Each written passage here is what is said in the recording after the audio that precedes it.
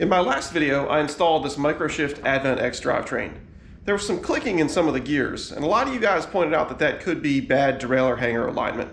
So I've got this CycloSpirit derailleur hanger alignment tool. We're going to find out.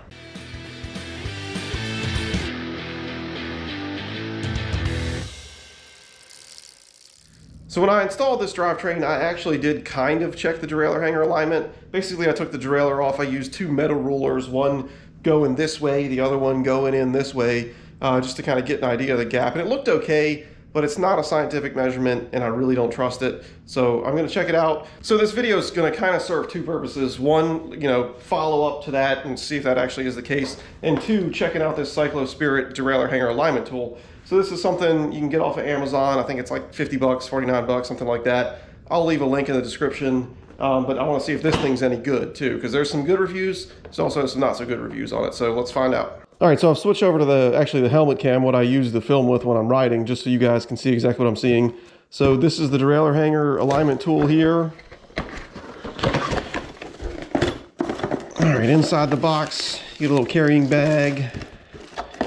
Obviously the main part of the tool. And then this is the shaft here that goes through here and actually does your measurements. You can see there's some O-rings and actually some extra ones as well, so that's nice. And then I guess, some basic instructions. Okay, so I'm gonna go ahead and attempt to do this without actually taking the chain off or anything, just take the derailleur itself off. So I'm gonna shift into the smallest gear. And then here I'm going to switch off the clutch. I'm not sure if that's really gonna make too much of a difference. Grab this Allen wrench here and undo. It actually helps if you kind of pull up on the derailleur, so it's not having so much tension on it. It'll just thread out easier. And then that should just dangle down by itself. All right, so now it's time to put the alignment gauge on, exactly where the derailleur came off of. And this is a thing where you want to be careful, obviously, just not to cross thread anything when you're doing this, and this is going in feeling great.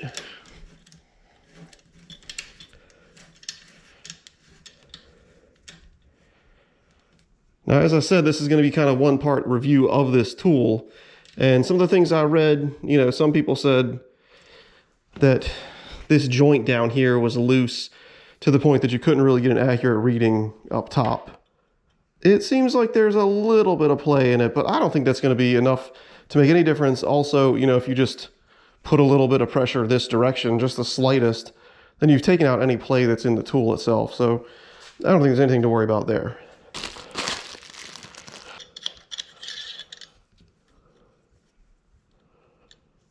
All right, now the bike is at a bit of an angle, but the first thing I'm going to do is take this sort of horizontal measurement, which isn't really horizontal in the stand, but we'll go ahead and do that first. So let's slide this in.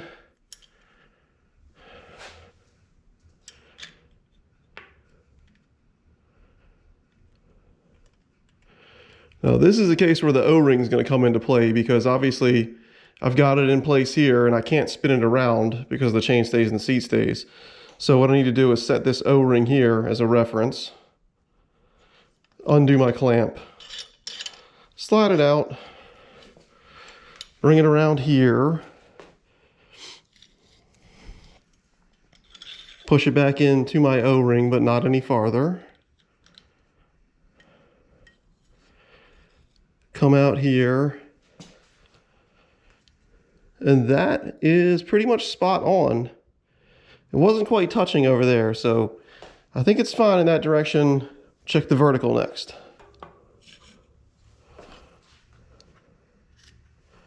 This one looking like it may be out. Bring it down.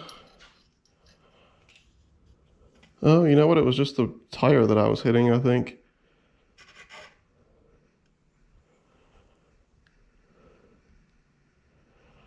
I don't know. It actually looks pretty good. So I'm going to redo these measurements a couple times just to see. I'm actually going to check even some diagonals to see if there's anything in play there, but it actually looks like this is pretty well in alignment. The tool seems fine. It's constructed. It feels very solid. If you're looking at this, comparing it to the Park Tool version of this, that's almost double the price. At least in terms of the pictures, it looks very similar.